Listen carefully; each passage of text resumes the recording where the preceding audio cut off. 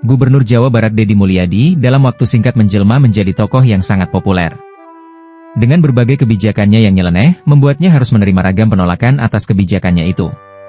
Namun nyatanya, di tengah polemik yang terjadi, masyarakat justru sangat bangga dan mencintai sosok mantan Bupati Purwakarta ini karena dianggap pro-rakyat dan sangat mencintai rakyatnya.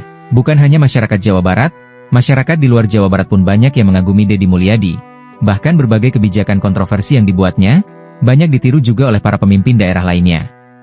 Efek terbaru dari penolakan kebijakan Deddy Mulyadi adalah aksi walkout dari seluruh anggota DPRD Jabar dari fraksi PDIP dalam sidang paripurna DPRD Jawa Barat, yang tidak setuju dengan kebijakan Deddy Mulyadi. Salah satu tokoh PDIP yang lantang menolak kebijakan Deddy Mulyadi adalah Ono Surono. Berawal dari kebijakan Kang Deddy Mulyadi, dengan memangkas anggaran bantuan keuangan kabupaten dan kota yang semula bernilai 1,7 triliun menjadi 500 miliar saja, yang konon tanpa melalui persetujuan bersama DPRD Jawa Barat. Ono Surono sendiri adalah politisi PDIP, yang kini menjabat sebagai Wakil Ketua DPRD Jawa Barat. Dirinya dalam beberapa waktu terakhir ini, sangat getol menjadi sosok antagonis dalam setiap kebijakan Deddy Mulyadi. Sebagian kalangan bahkan menyebutnya sebagai antitesa dari Deddy Mulyadi yang saat ini keberadaan Gubernur Jawa Barat itu sedang naik daun. Ono Surono mungkin saja telah memperhitungkan untung rugi menjadi antitesa tokoh Deddy Mulyadi yang kini sedang populer itu. Namun, apakah sikap antitesa Ono ini sudah atas restu PDIP atau Megawati Soekarno Putri sebagai Ketua Umum Partai? Atau murni atas inisiatif sendiri?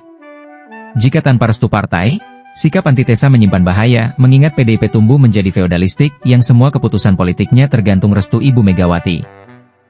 Sebagian kalangan menilai bahwa sikap antitesa Ono Surono adalah sebuah kebencian, terlebih saat ini, dalam dunia politik yang mungkin sedang dialami Ono Surono, sering terjadi bahwa kekuasaan bukan semata-mata persoalan menang atau kalah, tetapi juga soal rasa.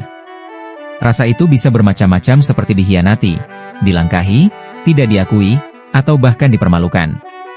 Maka, fenomena antitesa Ono Surono kepada Deddy Mulyadi ini, dapat saja diartikan bukan hanya sekedar gejala politik elektoral, tetapi sebagai ekspresi luka batin politik yang lebih dalam dan lebih eksistensial.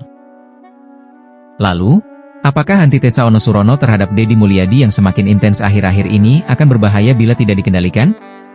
Tidakkah pula, ini akan berimbas pada citra PDIP pusat yang belum tentu setuju dengan sikap walkout PDIP?